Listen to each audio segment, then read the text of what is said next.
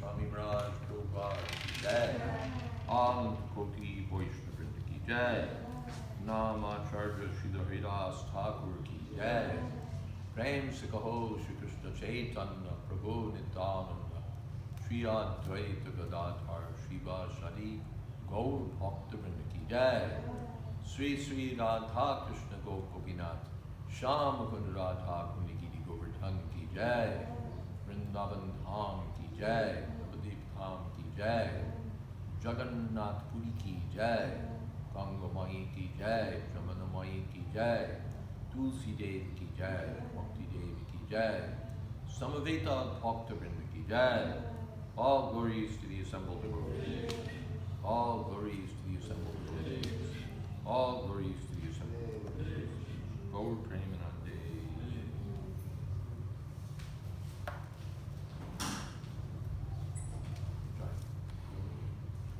Om Namo Bhagavate Vasudevaya. Om Namo Bhagavate Vasudevaya. Om Namo Bhagavate Vasudevaya.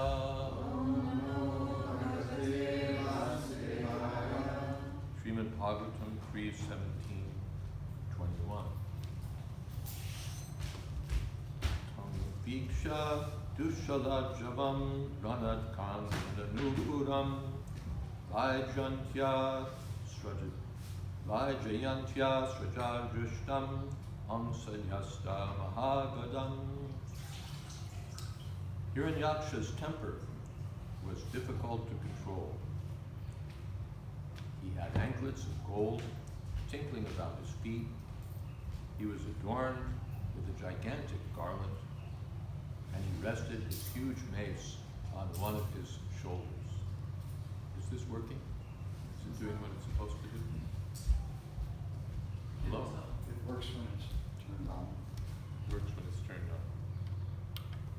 Hare Krishna. Oh, Hare Krishna. Yeah.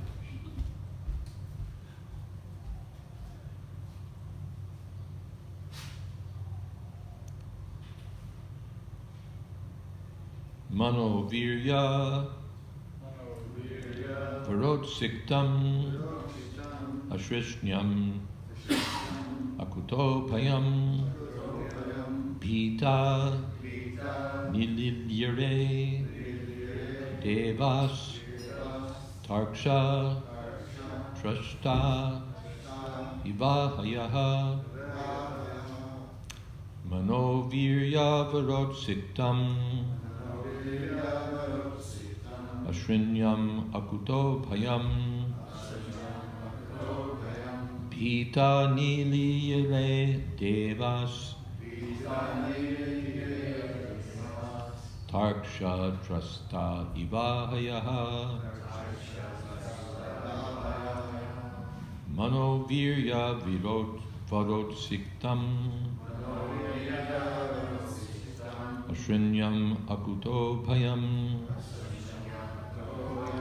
pita niliyare devas tarksha trasta ivahayaha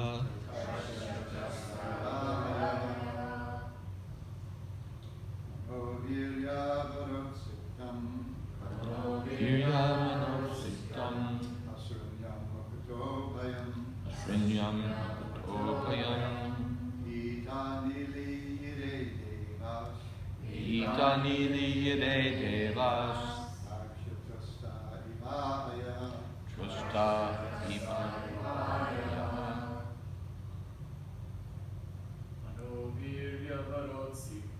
Manoviryamanositam Ashrinyam Akutopayam Pita niliyare devas Tarksha trasta ivahaya Manovirya manotsiktam Ashrinyam akutopayam Pita niliyare devas Tarksha trasta ivahaya Manahavirya by mental and bodily strength. Vara by the boon. Utsiktam proud. Ashrinyam not able to be checked. Akuta bayam fearing no one. Pita frightened. Niliyare hid themselves. Deva the demigods. Tarksha Garuda. Trastaha frightened of. Iva like. Ahayaha snakes. His mental and bodily strength, as well as the boon conferred upon him, had made him proud. He feared death at the hands of no one, and there was no checking him. The gods, therefore, were seized with fear at his very sight, and they hid themselves, even as snakes hide themselves for fear of Garuda. Purport. The Asuras are generally strongly built, as described here, and therefore their mental condition is very sound, and their prowess is also extraordinary.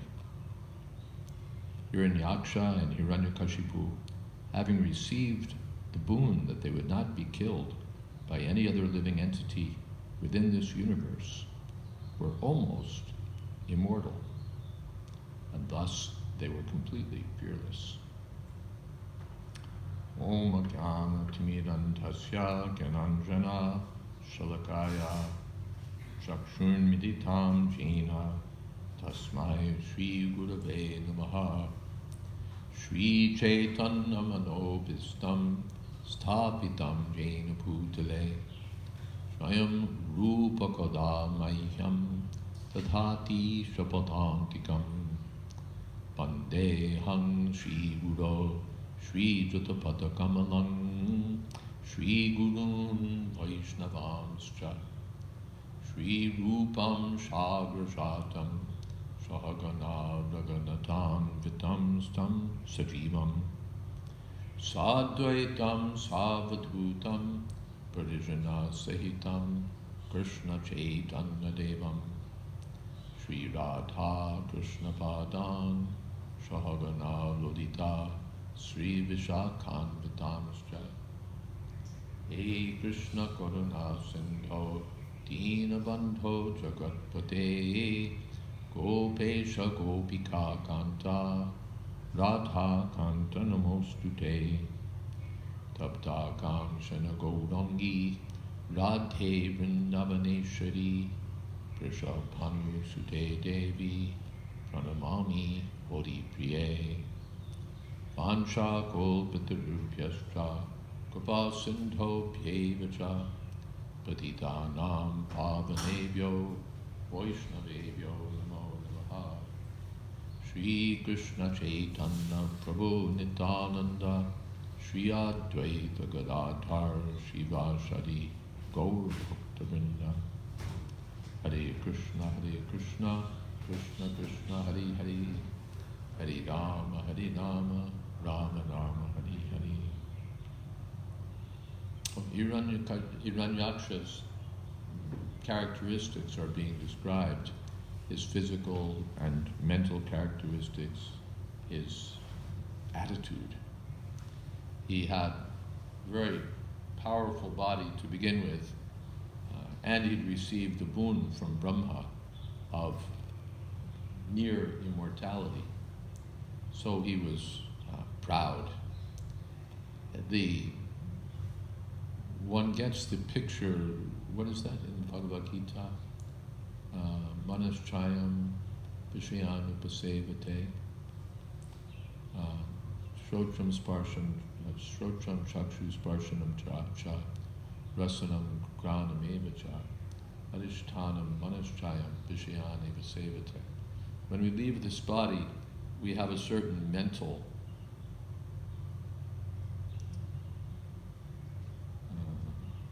world, a certain mental configuration.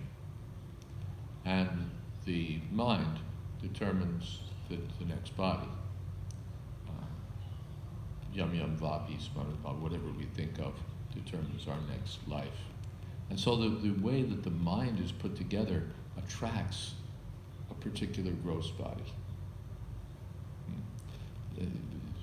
Often give an example, if we have the mentality of a pig, we may get the body of a pig. But here this Asura had an Asuric mentality. Of course, the background is that he's actually one of the doorkeepers of Vaikuntha. But in the normal course of affairs, one has a certain mentality, and it's reflected by the physical body. One has a certain mentality, and according to, it all fits together, a gross body and a subtle body. They may not fit together exactly as we want. But here, the demon had a body and a mind that all matched up. He was fierce in his mentality, and he had a fierce body. So there was no checking him, and of course he knew it, so he was proud.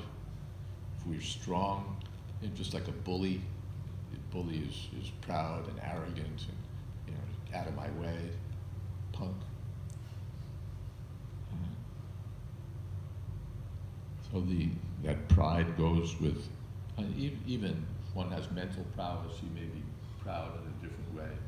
The other scholars are really not very, they're sort of off the point. But if you read my book, you'll see the actual proper analysis of this matter, one becomes proud of, or that Keshav Kashmiri was very proud of his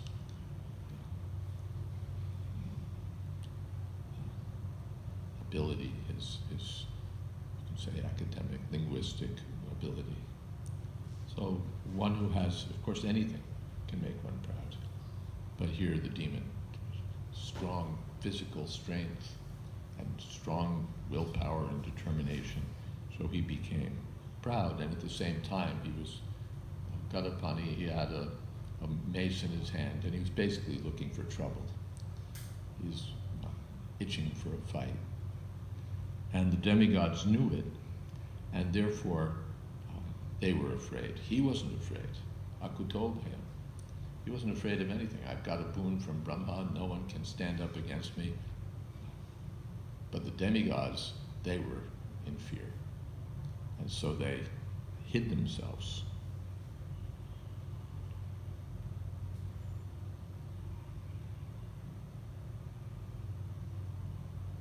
Savai tiro hitan drishtva mahasa svena daityarat sendran devaganan kshivan apashan vyanadad brisham.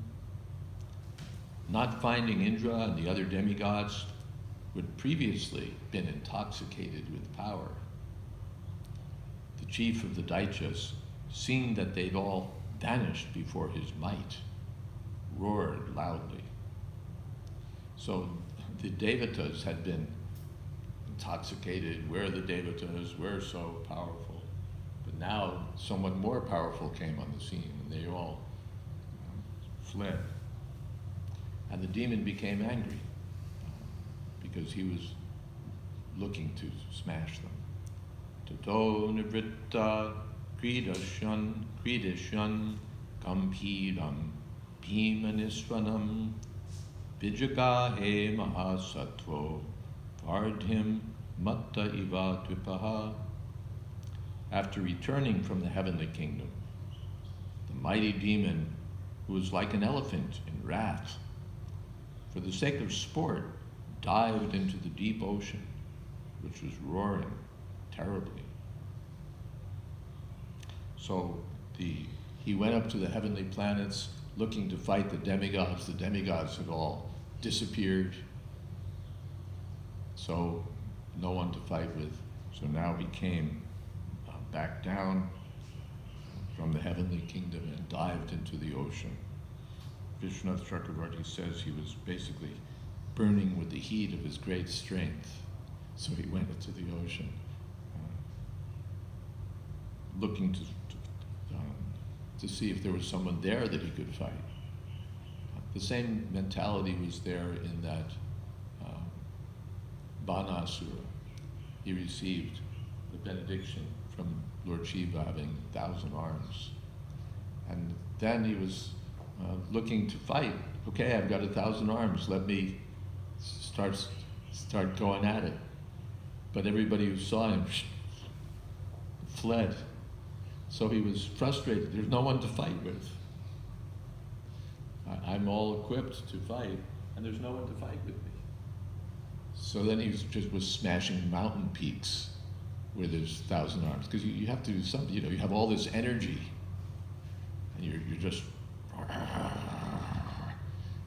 who can I take on? And there was no one to take on. So just smash mountains then. And then he met Lord Shiva. I'm frustrated. You've given me 1,000 arms, but there's no one to fight with. There was a sort of an innuendo there. There's no one to fight with you except you. Then Lord Shiva said, "Don't worry. Someone will come who will smash your pride." So then the demon was happy. I'll get someone to fight with.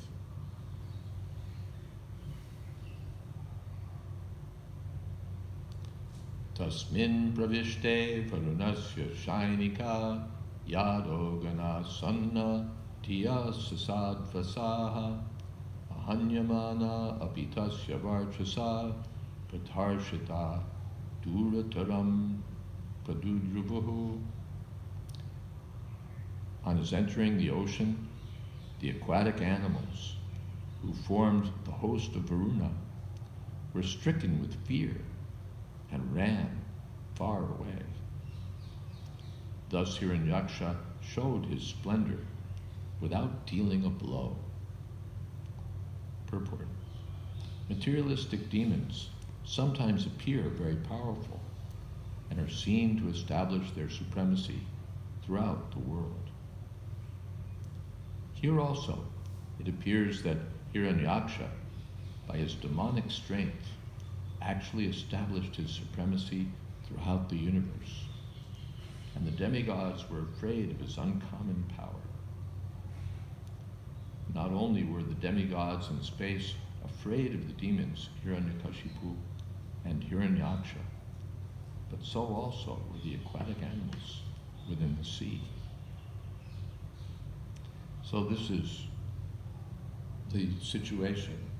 The materialistic demons described in the 16th chapter of Bhagavad Gita sometimes appear to be immensely powerful. They have money, they have soldiers, they have plans and schemes and experts to do anything. They've got money, they've got influence. You know, they own the political leaders. And then it seems, or they are the political leaders. Either they are or they own them. Better to own them and stay in the background. Those who are the most powerful. You don't even see them.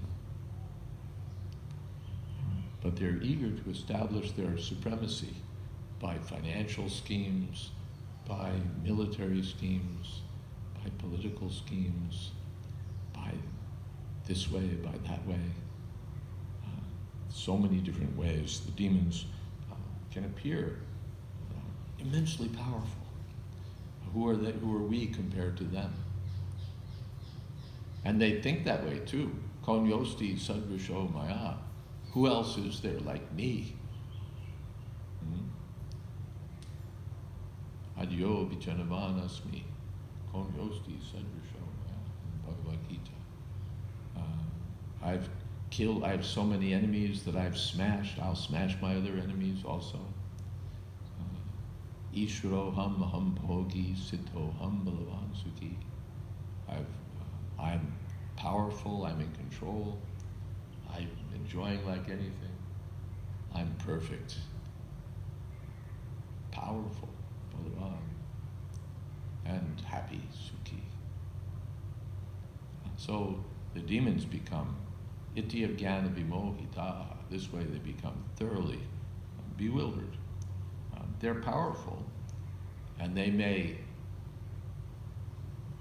demonstrate their power. They may send everyone else scurrying in fear. But material nature is more powerful. And material nature finally smashes even the biggest demons. Sometimes, rarely, the Lord himself comes and smashes them.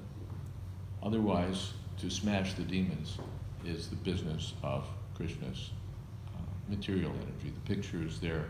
Durga has got a trident, and she's riding on her tiger, and she's smashing that demon. What is his name?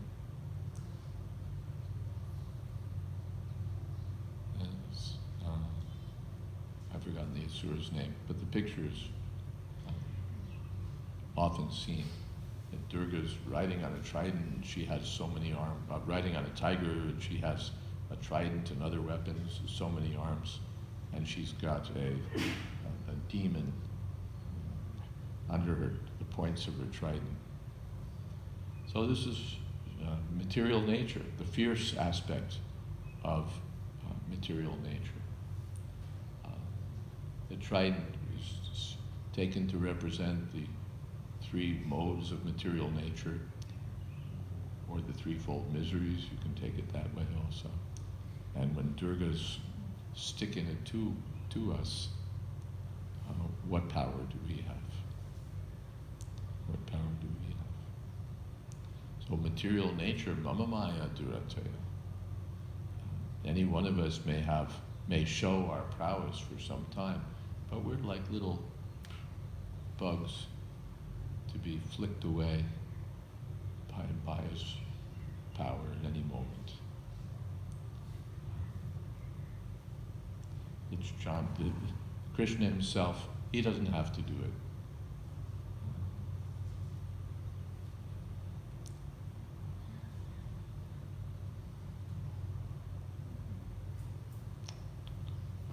What is that? Shaktir Vividaiva Shruyate? Parasya Shaktir Vividaiva Shruyate. He has so many energies that do everything for him. But when Krishna wants to come, then he fights for enjoyment and to please his devotees. The demon here, he wants to enjoy fighting. Now that means that originally that fighting propensity is there in Krishna. Krishna enjoys fighting. And therefore he sent some men from the spiritual world. There are many purposes to be achieved by this pastime. The one is that Krishna wants to fight. He enjoys, just as a king, Prabhupada gave the example, keeps a wrestler, just to, okay, let's have some fun. So he keeps the strongest wrestler he can, and he needs an opponent. You can't wrestle by yourself. So that's for his pleasure. So Krishna also enjoys fighting. So he needs a suitable opponent, and he empowers some of his devotees from the spiritual world. You go down and create havoc, and I'll fight with you. And this is going on. All right, are there some questions, comments? Yes? I was just curious in that one, in the second verse purport, it sounds like they both had a boon, the way it's worded. Sounds that way.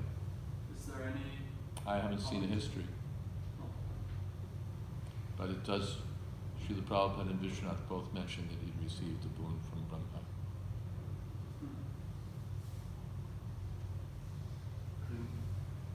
In the verse we read yesterday, it sounds like the boon, Brahma conferred the boon in Kashipu, he shared it. Uh-huh.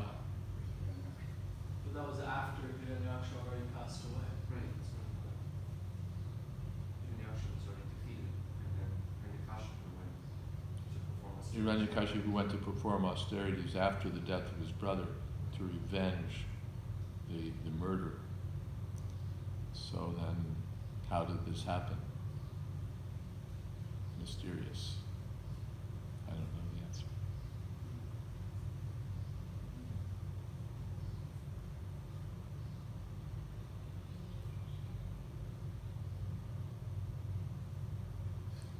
Any other questions I can't answer?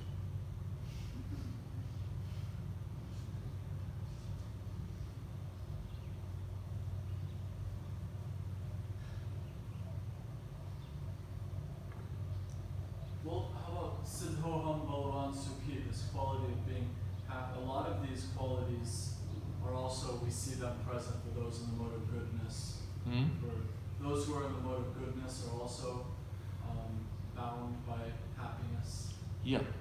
There's some of these are. Everyone is a conditioned soul in this material world. You may be a demigod or a demon, you may be in goodness or in ignorance. Everyone is bound. But there are some kinds of, this is the relative world. So even though everyone is bound, everyone is not the same. Some are bound, but they're bound by goodness. And they're in a better position to make advancement. What is that? Partavad?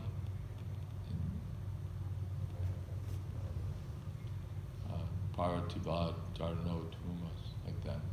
In the first canto it said that there's fire with smoke and with sparks and with wood and so on. So the fire is not all one. can, on the flames, you can cook your meal. On the wood or the sparks or the smoke, you can't. So the material nature has different aspects. What you can get from goodness, you can't get from ignorance.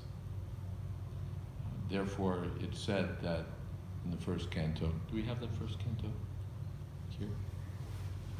The first 8 chapters is enough? Yep, I don't need more than that.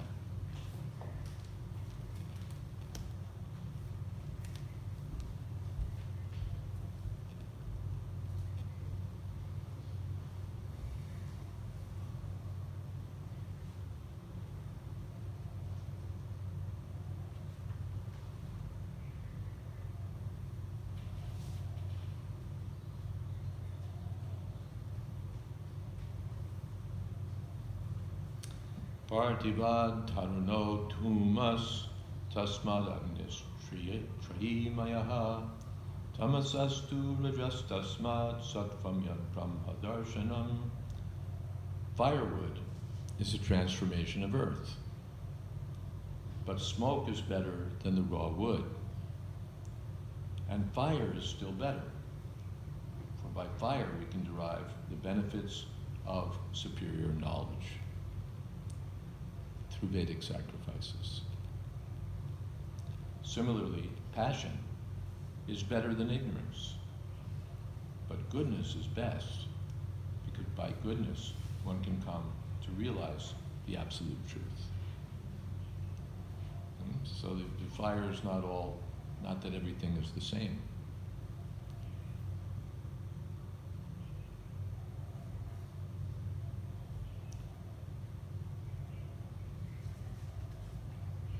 So when the same word is used, it's still qualitatively different. You know, the person, the demonic person is Siddhoham Bhagavan Sukhi, he's also happy.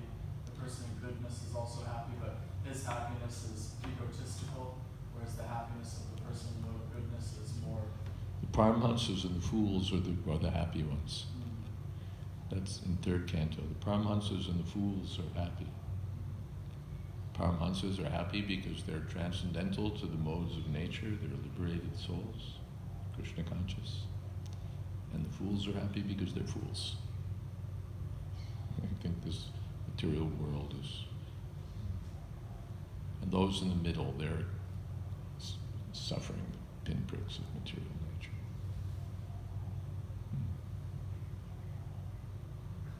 Should I go call the question? Oh. Did you make it to the end of the chapter yet? Nope. Oh, okay. I better not save my question because it has to do with the next verse. Oh, the next verse. Well, we haven't gotten there. But this verse is an important one. One can get release from the conditioned life of material existence by devotional service to the personality of Godhead. There's Brahma, there's Vishnu, there's Shiva. Generally, Shiva represents ignorance, Brahma, passion, Lord Vishnu, the quality of goodness. It is further comprehended herein that one has to rise to the platform of the mode of goodness, sattva, so that one can be eligible for the devotional service of the Lord. So that's our rise early in the morning, take bath, chant Hare Krishna, internal and external purity, so that we can be established in goodness and not in ignorance and passion. But if there are impediments on the progressive path, anyone, even from the platform of tamas, ignorance, can gradually rise to the sattva platform by the expert direction of the spiritual master. Sincere candidates must therefore approach an expert spiritual master for such a progressive march. And the bona fide expert spiritual master is competent to direct a disciple from any stage of life, tamas, rajas, or sattva. It is a mistake, therefore, to consider that worship of any quality or any form of the Supreme Personality of Godhead is equally beneficial. Except Vishnu, all forms are separated, being manifested under the conditions of material energy. And therefore, these forms of material energy cannot help anyone rise to the platform of sattva, which alone can liberate a person from material bondage. The uncivilized state of life, or the life of the lower animals, is controlled by the mode of tamas. The civilized life of man, with a passion for various types of material benefits, is the stage of rajas. The rajas stage of life gives a slight clue to the realization of the absolute truth in the forms of finer sentiments in philosophy, art, and culture, with moral and ethical principles. But the mode of sattva is a still higher stage of material quality, which actually helps one in realizing the absolute truth. In other words, there's a qualitative difference between the different kinds of worshiping methods, as well as the respective results derived from the predominating deities, namely Brahma, Vishnu, and Hara, or Shiva. Any last question?